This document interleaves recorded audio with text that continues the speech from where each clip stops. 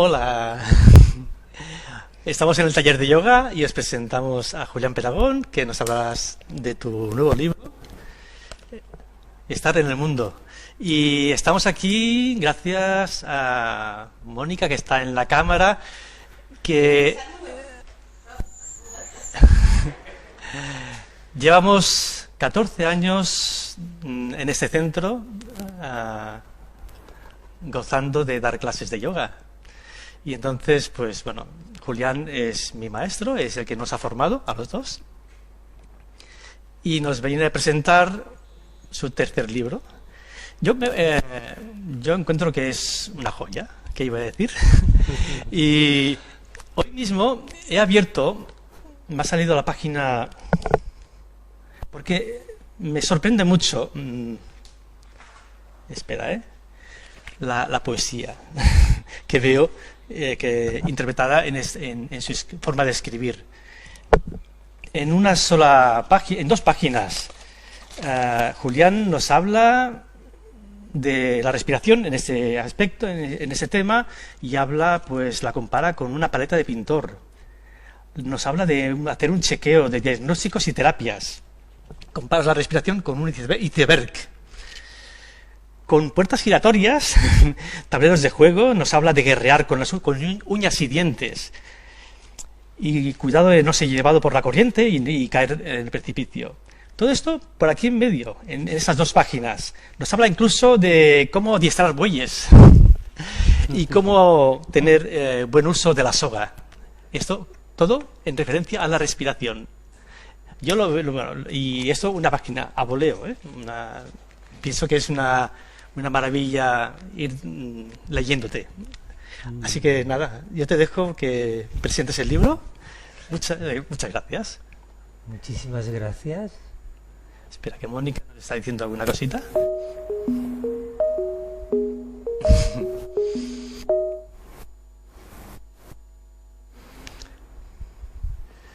Ahora me dan ganas de decir aplaudir.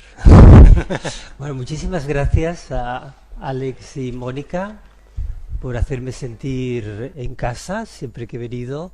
Ha sido un placer. También gracias a todos vosotros por aceptar la invitación. Y con la excusa de presentar el último libro que he escrito, pero yo creo que lo importante no es tanto el libro como la posibilidad de hablar de la meditación, de entender cuál es el proceso meditativo. Y es cierto que, bueno, me han hecho muchas entrevistas últimamente a raíz del libro y a veces me doy cuenta de que doy por hecho que cosas muy básicas que a lo mejor no para todos están tan claras, ¿no? Por ejemplo, el hecho de qué es la meditación o para qué sirve la meditación, ¿no? Quizás lo podamos indagar en estos momentos, ¿no? Claro, llevo muchísimo tiempo con el yoga y la meditación. De hecho, yo considero que la meditación es el corazón del yoga. O sea, no nos estamos haciendo otra cosa. Es decir, la meditación es propiamente el yoga, es el cultivo de la atención y que incluso desde la misma asana, desde la misma postura, ya empezamos a hacer este cultivo de la atención. Y este libro, bueno, como todo libro es un poco un parto, ¿no? A mí no me resulta tan fácil hacer un libro, o sea que tiene ahí muchas horas y mucha creatividad, por supuesto, ¿no? Y creo que es un libro que está hecho muy desde el corazón, desde desde mi propia experiencia, ¿no? Intentando indagar en todos los pormenores de ese proceso de indagación.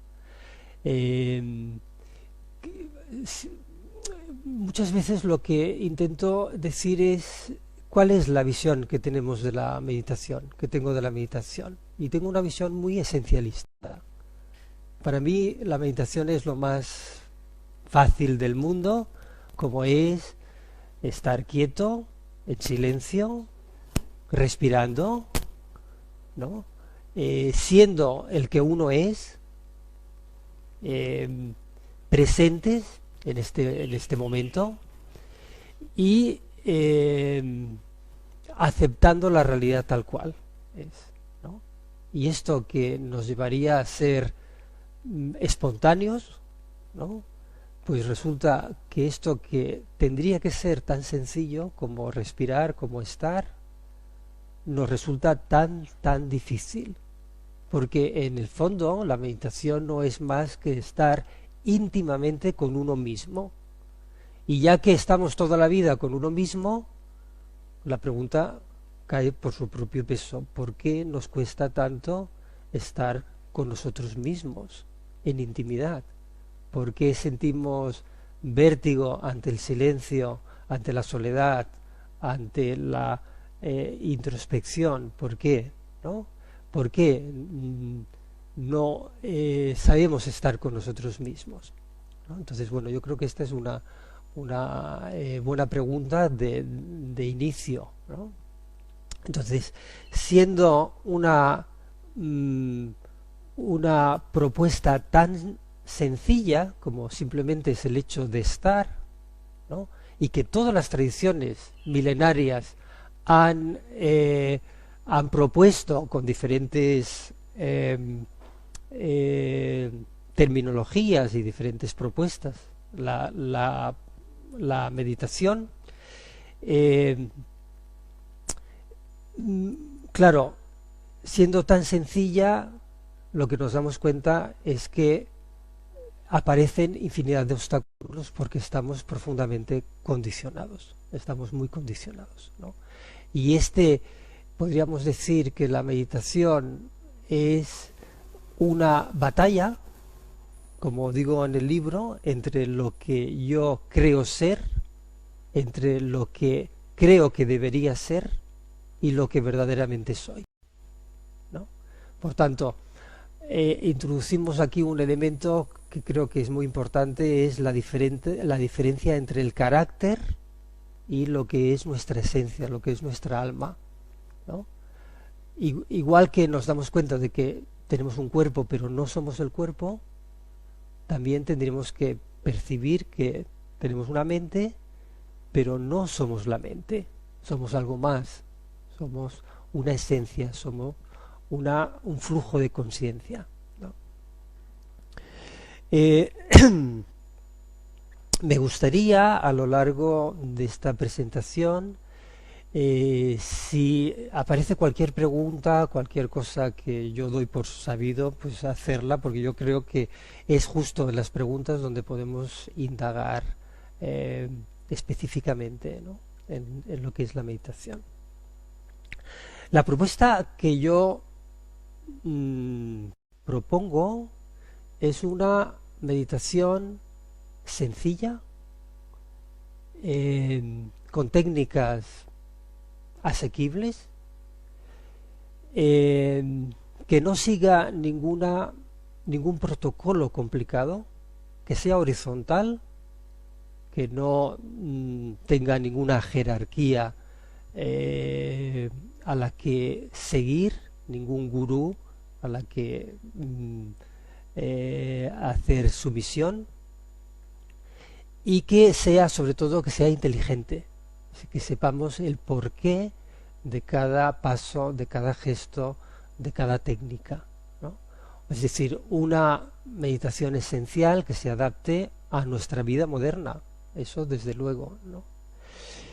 Y me gustaría decir que, igual que el libro, pero yo creo que la mayoría de los meditadores entran en la meditación a partir de una crisis personal. Porque mientras estamos en medio del mundo, mientras estamos tentados por lo que es el mundo, ¿no?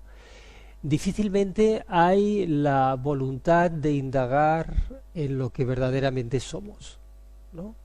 Y yo suelo comentar que es gracias a una desilusión con respecto al mundo, de esa seguridad y de esa felicidad que promete y que evidentemente no podemos conseguir, y a través del aguijón del sufrimiento emocional y cognitivo, que nosotros nos preguntamos, pero verdaderamente, ¿cuál es el sentido de la vida? ¿Cuál es el sentido de la vida? O sea, la meditación en un primer momento nos sirve como para recogernos del mundo, para entender cuál es el dibujo que estamos haciendo, el dibujo vital que estamos haciendo.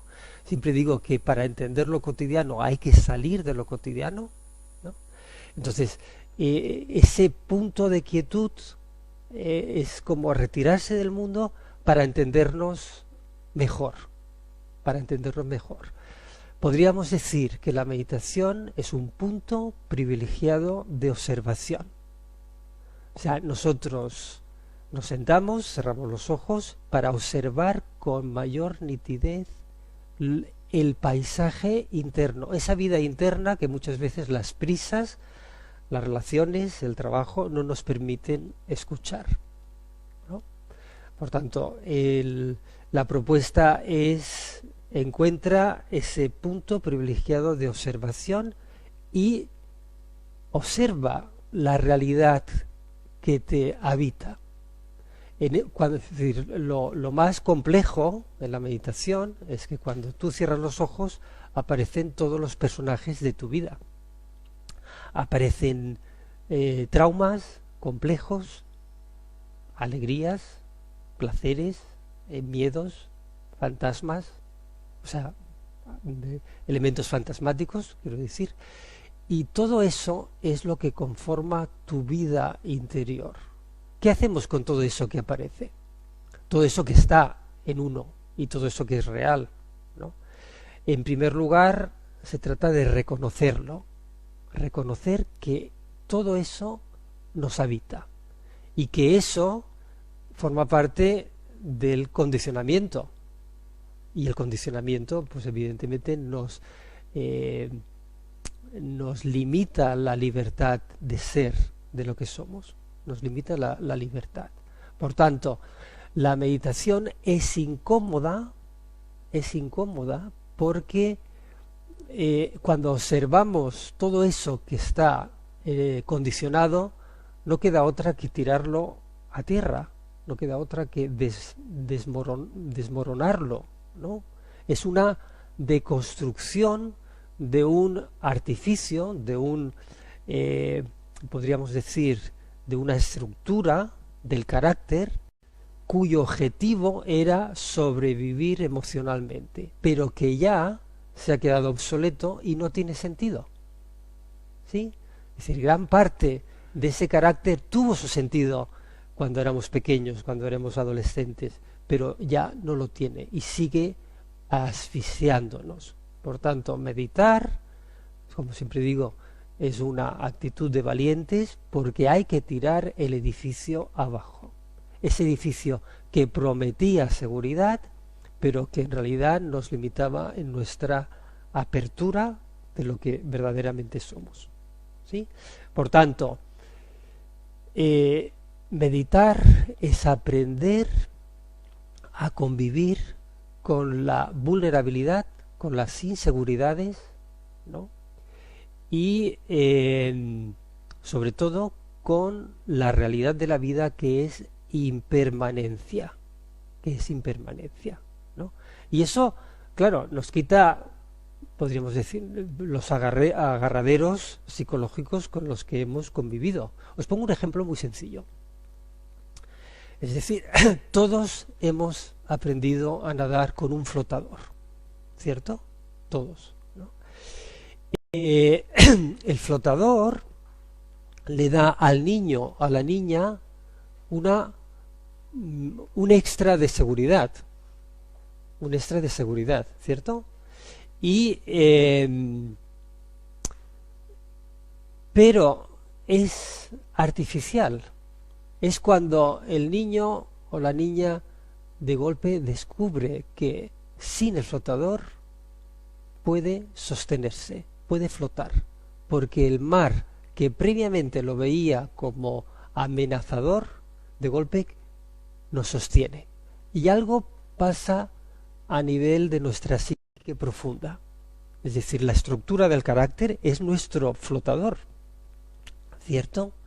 Y la meditación nos da esa confianza para decir, y sin esa estructura, sin esa identificación con la estructura del carácter, podemos vivir, porque la vida nos sostiene. Pero para sentir que la vida nos sostiene, hay que tener una gran fe y una gran confianza. ¿Se entiende la metáfora? ¿No? Entonces, la vida, lo digo también en el libro, es mucho más cruda, mucho más salvaje, mucho más irracional de lo que nosotros quisiéramos. Pero la vida es lo que es, y pelearse con lo que es necio, no tiene ningún sentido. La vida es lo que es decir, nacemos y tarde o temprano moriremos. Es decir, y esa aceptación de lo inevitable, esta aceptación de que la vida no la tengo, no la poseo, no la puedo encerrar en una caja fuerte, sino que la vida es un don que nos es dado cada día. No sabemos si mañana seguiremos vivos, nadie lo puede saber, ¿no? Entonces, ese aterrizar en lo real, tanto externo como interno, esto es lo que nos da el gran sabor de vivir. Vivir como, podríamos decir, con la piel directamente, ¿no? Sin tanta armadura. Sin tanta armadura. El carácter no deja de ser más que un escudo y una espada, es decir, un mecanismo de defensa, ¿no? De defensa y de ataque. Pero esto no nos permite expresar lo que verdaderamente somos, ¿no? De ahí la necesidad de indagar en la meditación y descubrir quién somos verdaderamente. Es un proceso de autodescubrimiento, ¿no?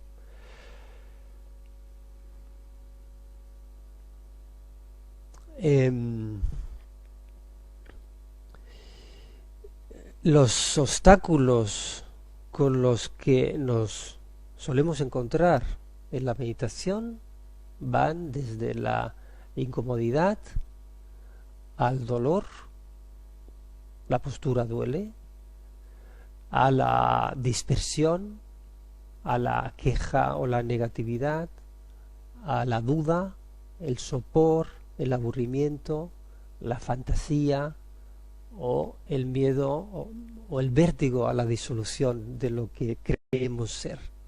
Infinidad de obstáculos aparecen como resistencia a lo que es la existencia, ¿sí? Es como que no queremos vivir en 3 dimensiones, queremos vivir en 2 dimensiones, en una dimensión plana de la existencia, donde que nos dé seguridad. Simplificamos la realidad para adaptarla a nuestras necesidades y para alejarnos de aquello que nos amenaza, ¿no? En la estructura del carácter, por ejemplo, lo que vemos en el fondo de ese carácter es que hay un dolor profundo, una carencia emocional y una falta de reconocimiento. Y ese es el dolor primario que articula después un carácter como evitación, como digamos una pasión y una fijación del mismo carácter para calmar ese vacío existencial. Pero esto no es más que una interpretación, en realidad. Es decir, ese vacío no es amenazador. Por eso también digo en el libro, ante el vértigo, delante del abismo, como metáfora, ¿no? Es decir, la vida te susurra, abandónate porque tú también eres abismo, tú también eres abismo, ¿no? No sé quién le decía el otro día que hay como tres maneras de entender lo que es la creación, el universo, ¿no? Es decir, está la visión científica, que tiene una visión neutra, el universo es neutro. Está la conciencia ordinaria, que nos dice el universo es peligroso, ¿no? Y te tienes que defender. Y después está la visión del místico, que siente que el universo es profundamente benéfico, que conspira en cada situación que nos encontramos precisamente para desarrollarnos, para crecer. Entonces es una visión totalmente diferente, ¿no? La visión ordinaria y la visión mística, ¿no? Entonces el problema básico ante la existencia es el miedo, ¿no? Y por tanto la meditación es una manera de enfrentar ese miedo, porque nos damos cuenta de que el ser está permeado en toda la existencia. Esta idea de yo soy yo y tú eres tú es una idea muy limitada, muy relativa. El místico lo que descubre, no de forma intelectual, sino de forma profunda, es que todo está unido, todo está unificado, todo está interpenetrado. Por tanto, el yo y el tú deja de tener sentido, porque en realidad todos somos uno. Sí que hay unas diferencias relativas con las que nos manejamos en la vida social, por supuesto, pero en el fondo todos somos uno, ¿no? Y este sentir que tú formas parte de la existencia es lo que le da al místico, es decir, al meditador que va haciendo ese recorrido, una gran confianza para vivir desde la aceptación de que todo está en profundo cambio, todo está en profundo cambio. No sé, tantas cosas. Si se os ocurre alguna pregunta, así podemos focalizar. Se entiende un poco lo que es la propuesta meditativa.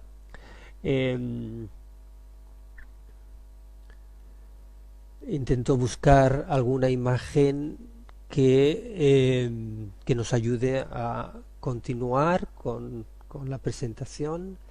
El libro está estructurado en una serie de etapas, que en concreto son 7 etapas. Son 7 etapas porque el esquema del cual yo parto es el esquema tántrico que está en la base del Hatha Yoga, ¿no? Y por tanto estamos hablando de los diferentes niveles de conciencia, de las diferentes dimensiones, ¿no?, energéticas, y por tanto en cada una de estas dimensiones lo que yo propongo es una etapa, es decir, con una técnica, con un objetivo, ¿no?, con unos retos para superar unos obstáculos en concreto, ¿no? Por tanto es un planteo progresivo. Empezamos con lo más básico, que sería la postura, ¿no?, hasta lo más místico, que es la apertura a esa totalidad que nos envuelve, ¿sí? Entonces, claro, lo primero que aparece en la práctica meditativa es sentarse. Y sentarse no es nada fácil. ¿Por qué? Porque sentarse significa vencer la creencia de que pues el mundo es un mundo de acción y de producción, y por tanto, ¿qué hacemos sentados y con los ojos cerrados, ¿no? Qué pérdida de tiempo, ¿no? Es lo que diría nuestra conciencia ordinaria, ¿no? Entonces nos podemos llegar a sentir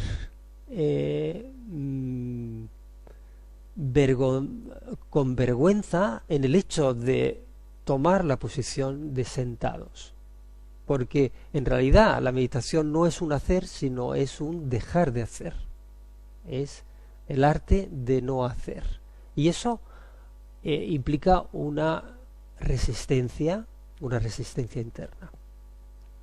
Y después el sentarse no es, o sea, no podemos sentarnos porque lo haga nuestro amigo, porque esté de moda. Nos tenemos que sentar porque realmente queremos sentarnos. Y sentarnos significa decir profundamente, basta de alimentar el mecanismo neurótico que produce infelicidad en cada uno de nosotros, ¿sí? Es decir, es desmontar ese mecanismo de sufrimiento, porque en definitiva la meditación es una respuesta al sufrimiento. ¿De qué sufrimiento estamos hablando? Estamos hablando del sufrimiento, por ejemplo, de el deseo, ¿no? El deseo que nos lleva hacia adelante y que se fija en un objeto, en una persona, en una relación, en algo, ¿no? Es decir, esa fijación del deseo tarde o temprano va a producir sufrimiento. ¿Por qué? Porque queremos alcanzar algo y eso significa ansiedad y sufrimiento, y cuando lo poseemos tememos perderlo, y eso también significa sufrimiento. Por tanto, la vía del deseo es una vía de sufrimiento, porque no es tanto el deseo lo que es un problema, es la literalización del deseo, la fijación del deseo, porque el deseo como movimiento vital, como impulso, me parece perfecto, pero en tanto que el deseo quiere aquello, ya estamos en un proceso de temor, ¿no? Y de avaricia o de codicia, etcétera, etcétera. Y tenemos justo el reverso, que es la aversión. Es decir, con el deseo queremos perseguir algo y con la aversión estamos huyendo siempre de algo que creemos que nos amenaza, ¿no? Creemos que nos amenaza. Estamos llenos de miedos, de fobias, de manías, etcétera, etcétera, que en definitiva nos limitan el hecho de vivir y por tanto nos producen sufrimiento, ¿no? Entonces tenemos el deseo, tenemos la aversión, pero también tenemos lo que llamamos la ignorancia, la ilusión, unas creencias limitadoras que nos dicen que la vida o la realidad es de tal manera, pero simplemente es una visión muy limitada, ¿no? Entonces, siempre que creemos que las circunstancias nos van a proveer de un placer, poder, felicidad, etcétera, eso nos va a llevar al sufrimiento, porque no hay ninguna circunstancia que pueda hacerte feliz. No sé si se entiende. Las circunstancias pueden favorecer una vivencia, pero jamás la circunstancia por sí misma te va a hacer feliz. Nunca. Porque no se trata, la felicidad no está tanto en conseguir algo como en una actitud ante la vida, ¿no? Y por tanto se puede ser feliz pues con mucho o con poco, no depende. De hecho, quiero decir, ponemos una lista de ricos y ya os puedo decir que no son felices por mucho dinero que tengan, ¿no? Porque quiero decir, la riqueza aporta unas ventajas, pero también nos mete en un laberinto, ¿no? En una complejidad. Entonces, darnos cuenta de que las circunstancias son neutras y es lo que nosotros ponemos en la circunstancia, el poder que nosotros ponemos en las circunstancias. Por tanto, nos impotentizamos porque creemos que es aquello lo que tiene poder, y no es eso, sino es realmente nuestra forma de vivirlo, ¿no? Por eso en yoga hay un concepto que se llama samtosha, que significa contentamiento. Contentamiento es simplemente es aceptar la realidad tal cual es, y uno puede ser feliz con poco, con mucho, solo o en compañía, por supuesto, porque es una manera de vivir, ¿no? Lo que nos importa. Y otro de las fuentes de sufrimiento es un exceso de individualidad, un egoísmo que hace que nos sintamos separados con el resto, ¿no? Y que estemos siempre buscando una ventaja, una tendencia, ¿no? De barrer siempre hacia nuestra casa, ¿no? Ese egoísmo que quiere tener razón a toda costa y que está fijado en unas ideas que le dan seguridad, eso también nos lleva al sufrimiento. Y por último, desde la perspectiva del yoga, ¿no? Es decir, el apego a la vida, ¿no? Que no es más que el reverso del miedo a morir, del miedo a desaparecer, eso también nos lleva a un profundo sufrimiento, ¿no? Y esta es, yo creo que la gran revolución que promete el camino meditativo es: hay una salida al sufrimiento psicológico y emocional. Hay una salida. Es decir, no estamos hablando del dolor consustancial que significa vivir, porque la vida tiene contundencia y eso a veces duele, por supuesto. Si se nos muere un ser querido, por supuesto que hay que hacer un duelo. Pero una cosa es sentir el dolor y la contundencia de vivir, y otra cosa es el plus emocional que nosotros le añadimos, el drama que nosotros le añadimos al hecho de vivir. Por eso una de las cualidades del sabio es el buen humor, la desdramatización del hecho de vivir, ¿no? Cuando uno se sabe que esto es impermanente, pues no se aferra tanto a ese vivir, ¿no?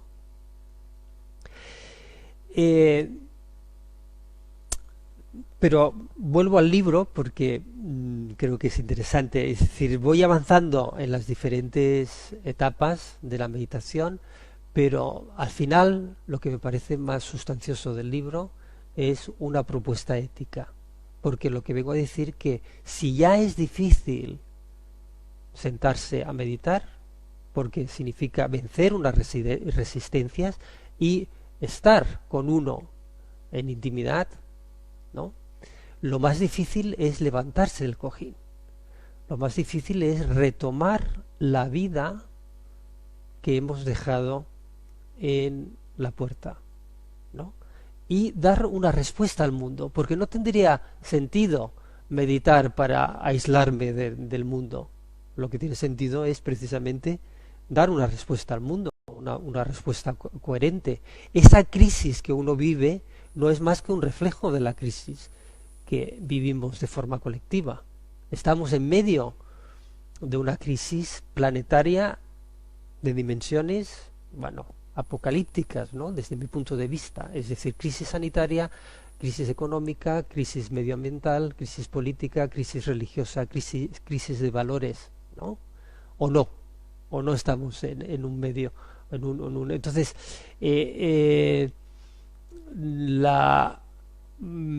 podríamos decir que nos persigue los talones la barbarie. Estamos en medio de la barbarie, es decir, aquí me sorprende, ¿no? Los políticos que votamos, que se inventan másters y bueno, y la corruptela, ¿no? Pero así, ¿no? Es decir, desde la pederastia de los obispos, desde bueno, la manipulación de las farmacéuticas, etcétera, etcétera. Es decir, todo parece que se está como desmoronando. Entonces, delante de esa barbarie, delante de esa crisis, me parece que lo único sensato es dar una respuesta ética, una respuesta coherente, una respuesta reparadora y una respuesta que nos libere, ¿no? Porque en realidad formamos parte del tejido del mundo, ¿no? Entonces lo que yo propongo en el libro es de entrada una diferencia entre lo que es moral y lo que es ética. La moral es algo que nos viene de fuera hacia dentro, que son los mandatos de una sociedad que nos dice lo que está bien y lo que está mal, lo que está prohibido y lo que está permitido, lo que se puede mostrar y lo que no se puede mostrar, ¿no? Pero esta moral que sirve para funcionar en lo cotidiano, para no darnos tortazos los unos con los otros, no puede dar respuesta a una crisis global, porque el viejo mundo se va desmoronando y el nuevo mundo todavía no ha emergido, ¿no? Estamos un poco en tránsito, y por tanto la ética, a diferencia de la moral, es una conquista interior. Es una conquista interior.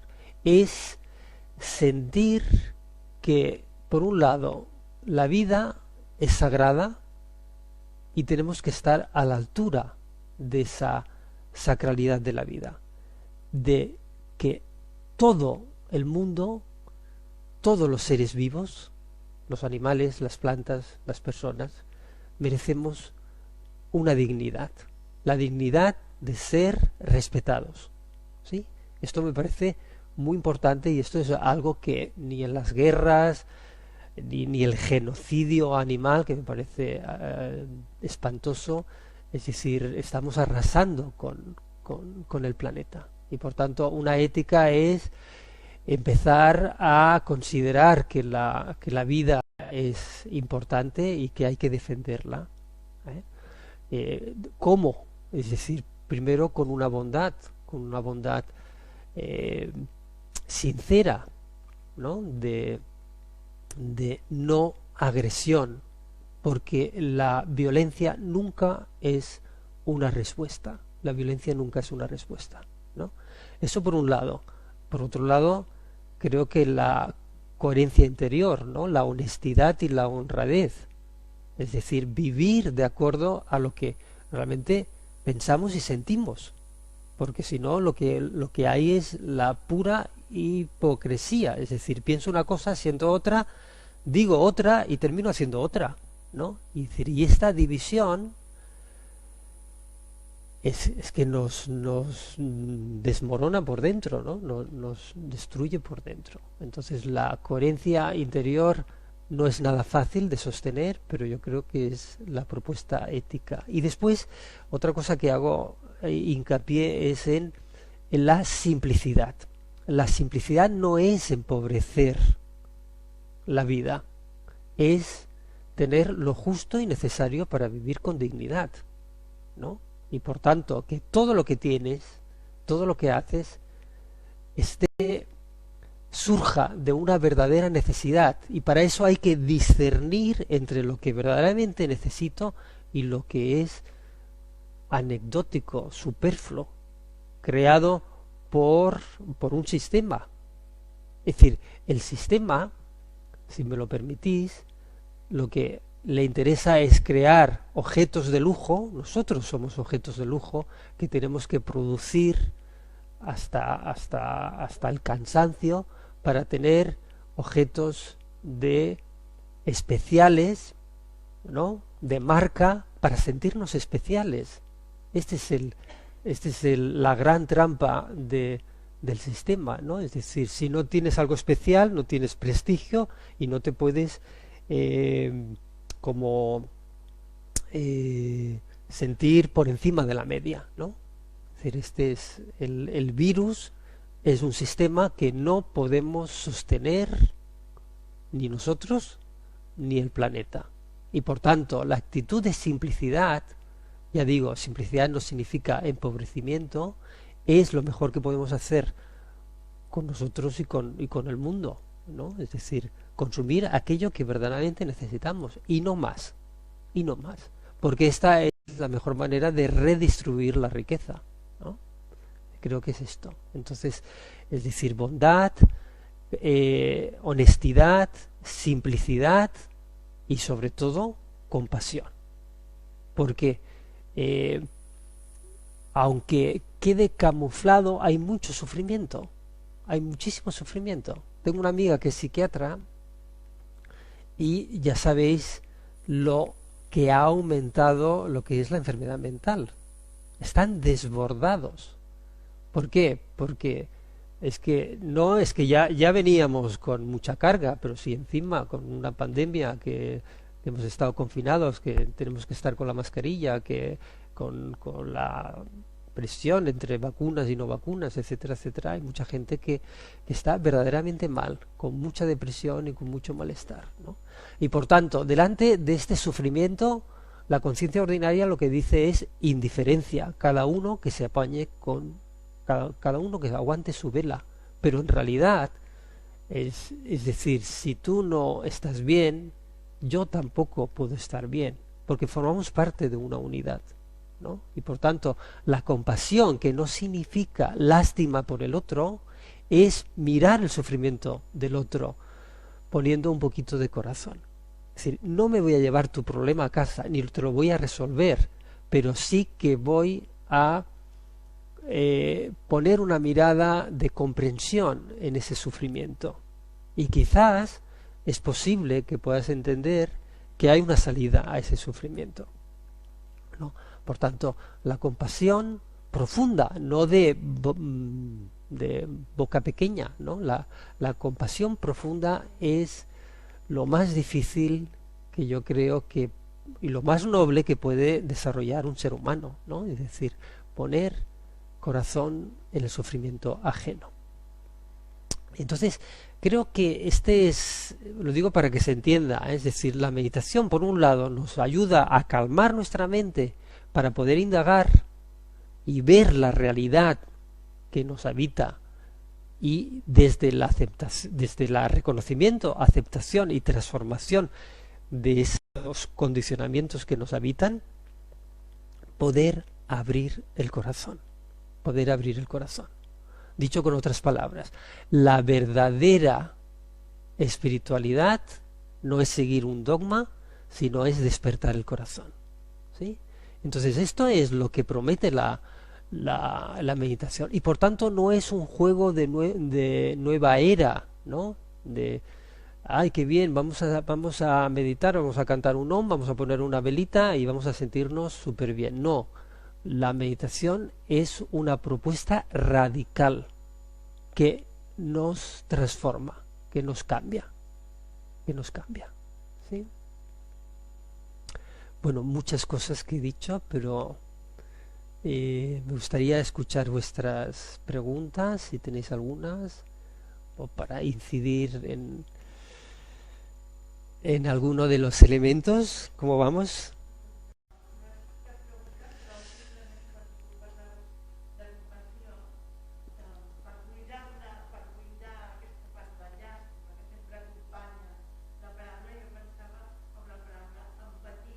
Claro, sí. Sí. Empezamos con la empatía, sentir que algo resuena en cada uno.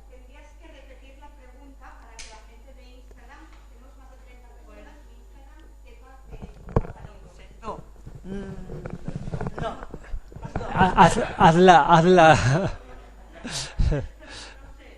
Sí, la.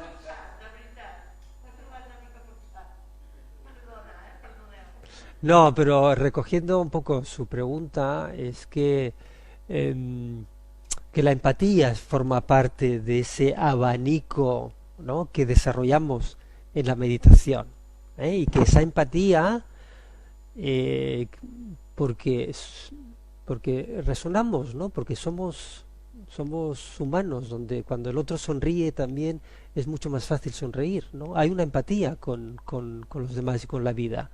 Pero tenemos que dar un salto mucho mayor, que es hacia la compasión, ¿no? La compasión es realmente la gran transformación. Una de las meditaciones más difíciles que yo conozco es la meditación en la cual uno respira el sufrimiento del mundo, lo lleva al corazón y lo que transmites es luz y compasión por todo el mundo.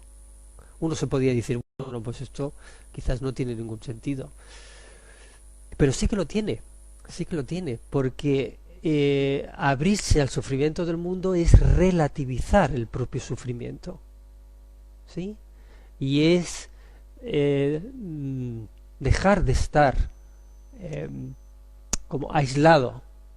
Una de las cosas que yo suelo decir, y también lo escribo en el libro, es que en realidad el sufrimiento no es de uno, el sufrimiento es del mundo y resuena en la fibra más sensible que tenemos. Pero cuando te das cuenta de que el sufrimiento no es absolutamente tuyo, sino que es un poco como esa brisa que te llega, ¿no? Entonces, compartir el sufrimiento con los demás aligera el mismo sufrimiento. O sea, la importancia personal que sostiene el sufrimiento es lo que le hace realmente virulento, ¿no? Lo que nos hace realmente no poderlo resistir. Hay una pregunta de Silvia Cruz. ¿Hacer meditación nos puede ayudar a tener más control sobre nuestras emociones? Por supuesto. Pero una de las técnicas básicas que hacemos en la meditación es mantener una conciencia de la respiración fluida, ¿sí? Y como la respiración y las emociones están profundamente interconectadas, cuando nosotros respiramos plácidamente, invitando a una profundidad, todo ese volcán emocional se va apaciguando. Sin embargo, es decir, no hay otra manera de resolver el tema emocional si no vamos a las raíces de qué es lo que provoca en nosotros las emociones, sea el miedo, sea la ira, sea la tristeza, sea cualquier emoción básica que surge en cada uno de nosotros, ¿sí? Yo lo diría de otra manera, es decir, la meditación es una invitación a desnudarnos de creencias, de suposiciones, de visiones caducas, también de una sobrecarga emocional y desnudarnos para quedarnos con lo esencial. Lo esencial es ese ser profundo, podríamos decir que sería en terminología cristiana el alma, y que su propia naturaleza es la de la sensibilidad y la búsqueda del amor y de la belleza. Es decir, nuestra alma se cierra y se reseca cuando falta en nuestra vida amor y armonía. ¿Sí? Cuando falta amor y armonía, dejamos es como esa flor del desierto que queda absolutamente seca y que cuando aparece de tanto en tanto la lluvia, pues emerge floreciendo, ¿no? Somos una semilla y cuando las condiciones son adecuadas empezamos a florecer. Es decir, si tuviéramos la conciencia de que somos flores humanas y por tanto con el simbolismo de la flor, ¿no? Es decir, somos belleza, somos delicadeza, somos aroma. Es decir, si nos diéramos cuenta de que somos flores humanas, es decir, que el sentido profundo de nuestra vida es florecer en esa flor específica, cada uno con la suya, ¿no? Realmente nos sentiríamos orientados en el hecho de vivir.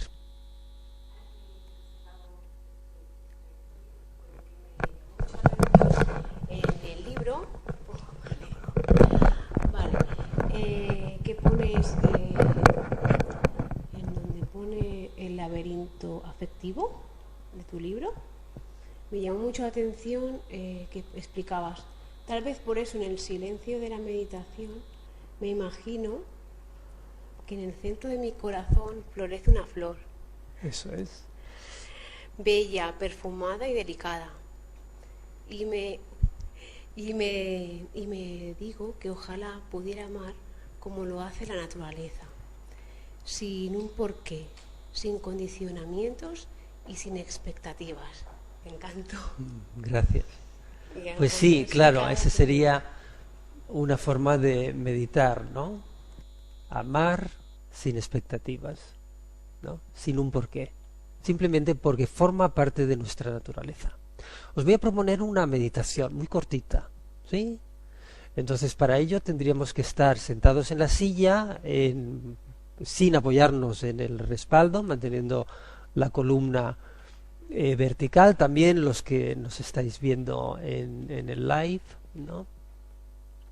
Y os voy a proponer hacer una mudra, que es un gesto simbólico, que es Garuda Mudra, que es, fijaros que los dedos pulgares se juntan y que las alas del águila, ¿no?, se van a colocar justo en el centro del pecho, ¿sí? Entonces, con los ojos cerrados, vamos a sentir, por un lado, como las manos son tan sanadoras que hacen despertar un poco la sensibilidad de nuestro corazón.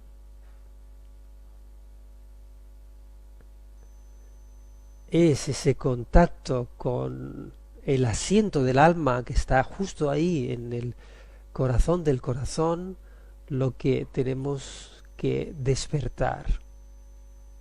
Y este gesto simbólico, esta mudra, nos habla del vuelo del águila, que no es más que el vuelo del espíritu,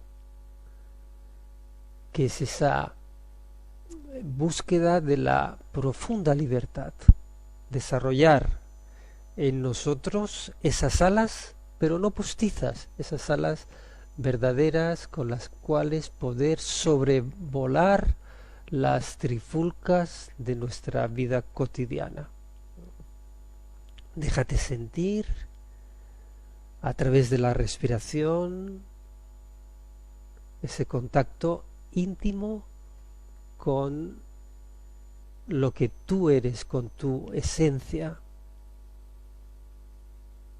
Siente que esas alas crecen en tu interior y empiezas a saborear lo que significa verdaderamente la libertad, que no es la libertad del ego que quiere hacer lo que le da la gana, sino es la libertad de ser el que soy, de ser la que soy. Pura espontaneidad, la plenitud del ser.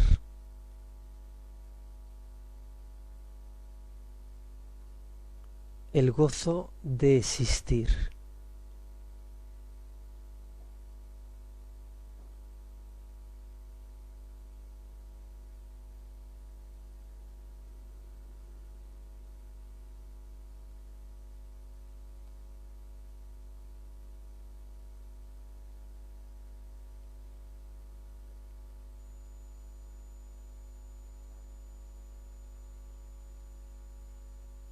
Estar contigo con la mayor intimidad posible.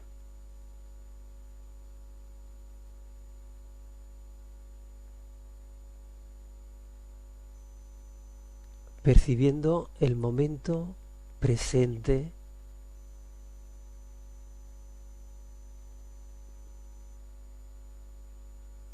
la belleza de la quietud, de ese silencio interior.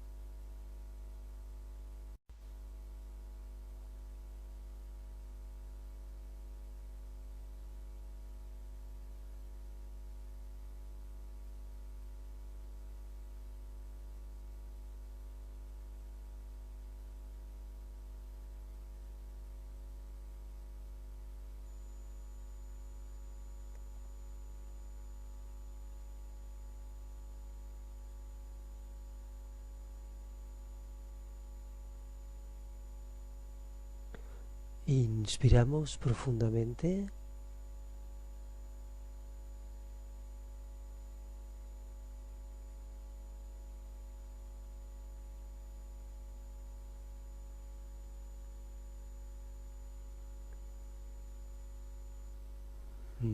Y vamos soltando.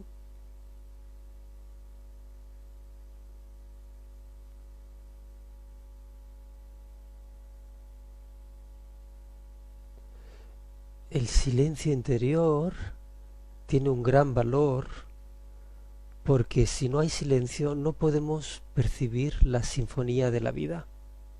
¿Sí?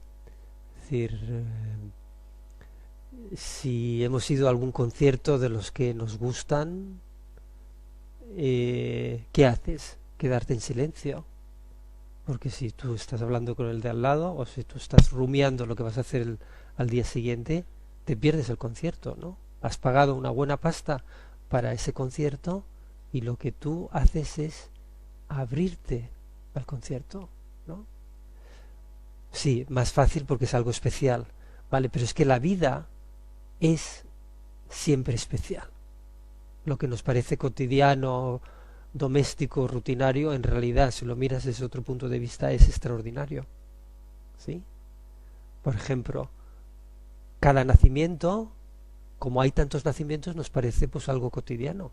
Pero en realidad, si lo vemos con total conciencia, una nueva vida es algo extraordinario. Es decir, como de dos células se forma un ser con trillones de células, cada una en su sitio, ¿no? Y con una capacidad de sentir, ¿no? ¿Se entiende lo que digo? Es decir, porque el hecho de que hay muchas personas que nacen no significa que eso no sea extraordinario. ¿Sí? Por tanto, el silencio, la única manera de percibir la belleza de la creación es haciendo el silencio. Y me gustaría acabar con una imagen que me parece que es interesante. Es decir, es desde esa apertura que podemos percibir la música de la vida, y la respuesta es una danza creativa. Si os gusta la danza nunca se para. La danza siempre está en movimiento. No te puedes quedar en el aire, ¿no? Y por tanto, esta respuesta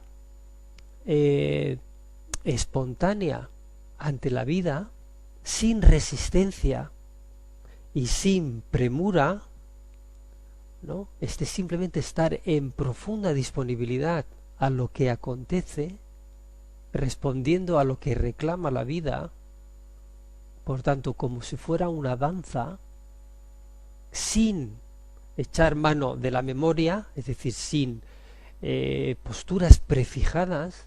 Esto es lo que configura la gran sabiduría, ¿no? Siendo espontáneos en este momento.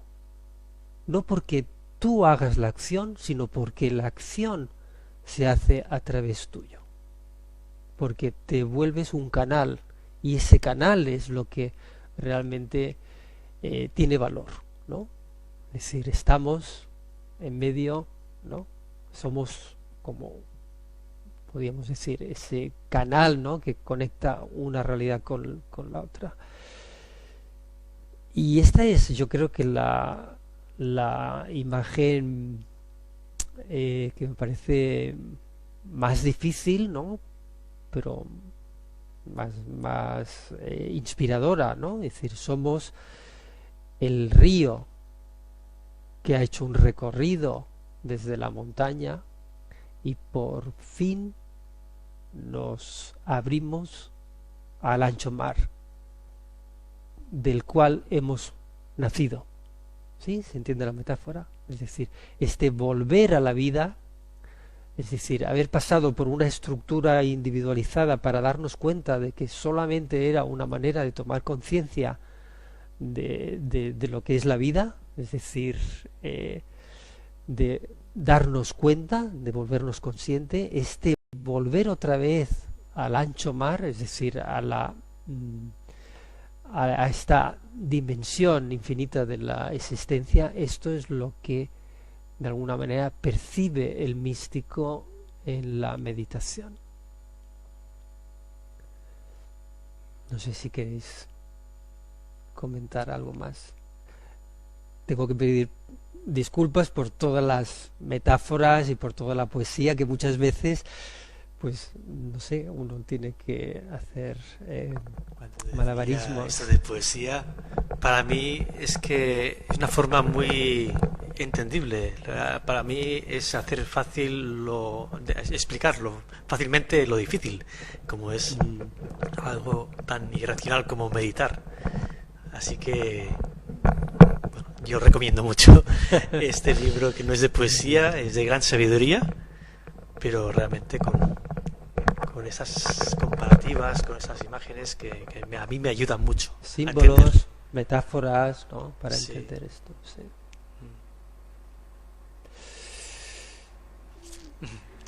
Sí.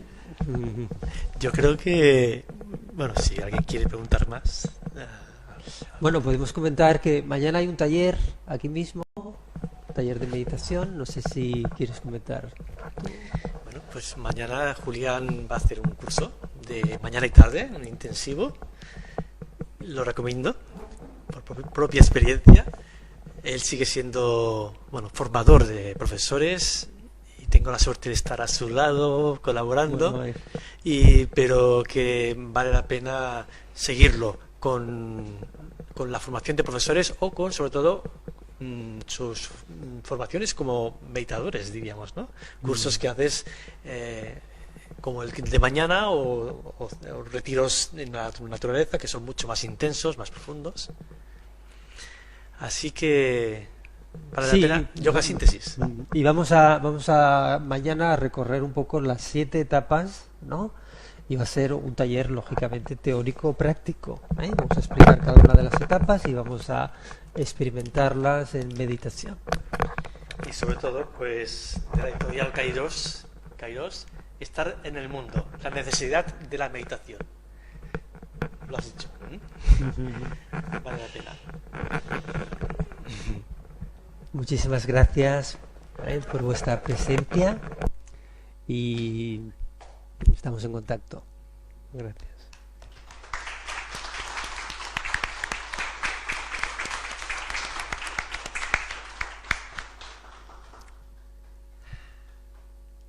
Gracias a Mónica, que está ahí controlando.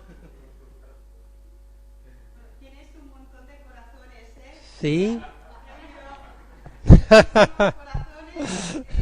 más de 25 personas, mucha gente te ha... Muy bien. ¿De qué color son los corazones? Vamos un minutito tarde.